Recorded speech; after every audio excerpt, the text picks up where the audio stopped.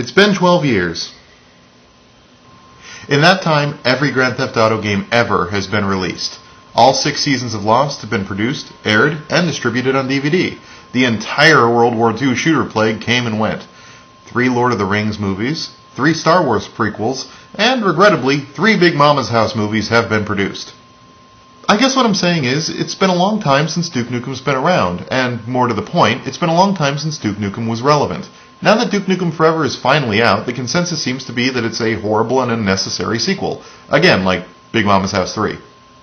The game that was delivered is actually pretty abysmal, but criticism of the game has been hitting on all the wrong points. I think that gamers, and game journalists in particular, have failed to describe why the game doesn't work, and I'd like to dissect our inability to meaningfully address failure. First of all, a lot of fans are ragging on the game because it doesn't play like the original Duke Nukem Forever. This isn't really fair for 2 reasons. First, time waits for no franchise. Doom 3 didn't play like Doom, and Fallout 3 didn't play like Fallout. You honestly can't expect a multi-million-dollar project released in 2011 to play like a traditional shooter from 1996, any more than you can expect George Broussard to pass up free wing night at the strip club. Second, Duke Nukem never really had a defining play style. The first 2 games were 2D side-scrollers that aped Commander Keen. Then there was Duke 3D, which, at its core, was really Doom. Then there was Manhattan Project, another 2D shooter that was more in line with Contra. Then a third-person game on the PSX that, in retrospect, was sort of Ratchet and Clanky. And finally, another first-person game in the vein of Halo. This franchise switches genres more often than Duke Nukem Forever switched developers. Regardless, history has shown that Duke Nukem isn't about a specific set of mechanics, but rather using those mechanics to effectively deliver this character. If you're hellbent on playing a traditional shooter, I'd recommend picking up Painkiller or Serious Sam HD. You could even pick up Duke Nukem 3D right now on GOG.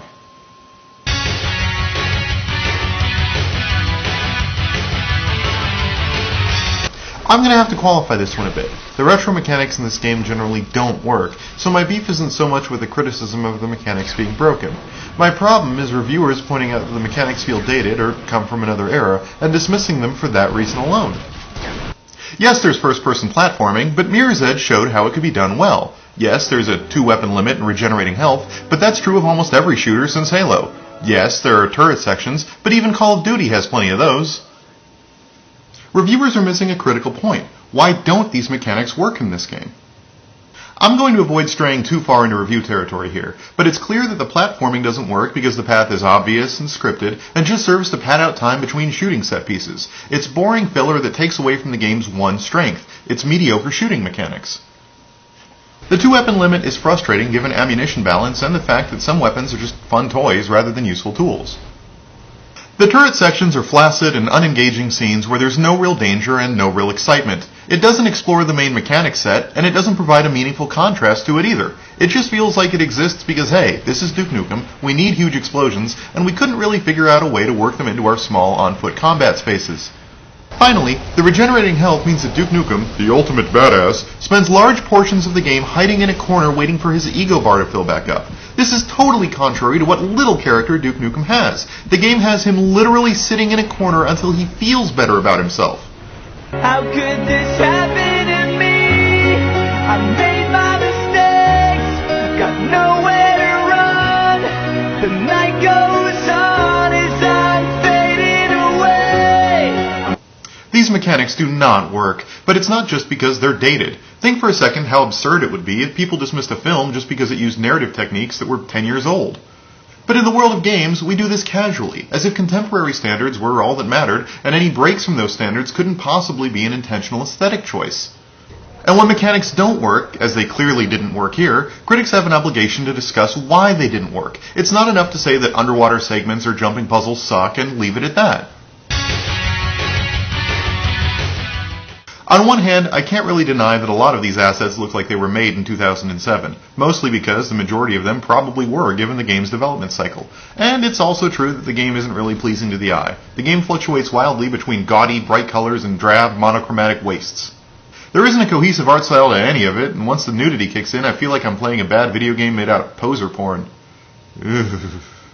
On the other hand, complaints generally haven't been that the game's art style is somewhere between boring and non-existent. Instead, the focus has been on technical aspects: texture resolution, pop-in, pixel shader complexity, and poly count. The word that gets tossed around a lot is competitive, with the implication being that Duke Nukem Forever can't hold its own against the likes of Call of Duty or Battlefield 3.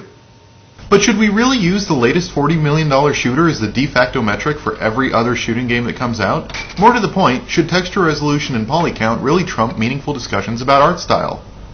Duke Nukem Forever's visual failings have more to do with running away from anything approaching an appealing aesthetic faster than the 3D Realm staff can stuff $1 bills into a G-string.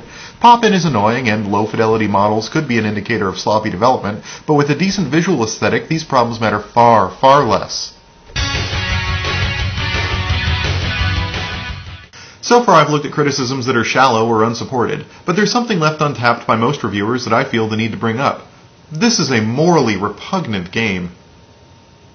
And I'm not just being prudish. The original game was goofy, and even when it offended, it felt like it was parodying outrageous movie stars in their roles. Duke was a foul-mouthed, misogynistic musclehead because protagonists from Army of Darkness, They Live, Total Recall, Commando, and all of Duke's other sources of inspiration were the same way. Here, though, something's changed. It isn't playful anymore. There's smacking women.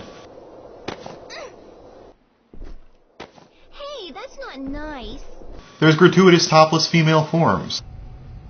You're even better looking in person. There's implied oral sex. That was fun.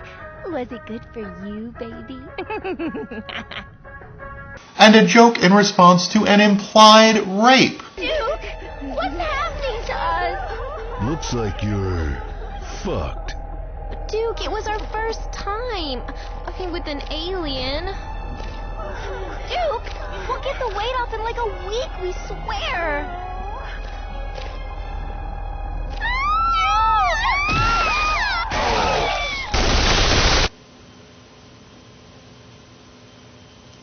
I have no words. And that's just the game's crass sense of sexual humor, and I'm using the phrase humor loosely. Never mind its senseless violence and recycled one-liners from the last game, which themselves were recycled from movies. Hail to the king, baby. Hail to the king, baby. Hail to the king, baby. Stealing lines from 80s action movies helped establish the original Duke Nukem 3D as parody. Yes, half the lines were stolen, but it drew parallels between the outlandish and offensive Duke Nukem and the characters that originally said those lines. In Duke Nukem Forever, though, those same lines are treated not as targets of satire, but as phrases coined and owned by Duke himself. There's no irony in it, no trace that this is all a piss-take of Hollywood. Duke Nukem 3D came out in 1996, and there were references to O.J. Simpson's Getaway, the Rodney King beating, and the then-recent Mission Impossible film. But there are no such references in Duke Nukem Forever. No winking nods to recent action stars like Jason Statham or Vin Diesel. No parodies of Too Fast, Too Furious or The Transporter or Transformers. No cutesy references to current events like the BP oil spill or Hurricane Katrina. There's just self-masturbatory references to the previous Duke games and how awesome Duke is, and I don't think anyone can say with a straight face that Duke Nukem is a parody anymore. In Duke Nukem 3D, he was a character that would have bragged about his sexual exploits, but that's all it was. Talk from an egotistical jackass who half knew he was the protagonist of a video game.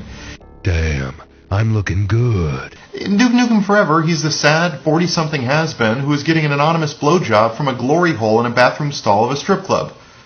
No. Really, you can do that in this game.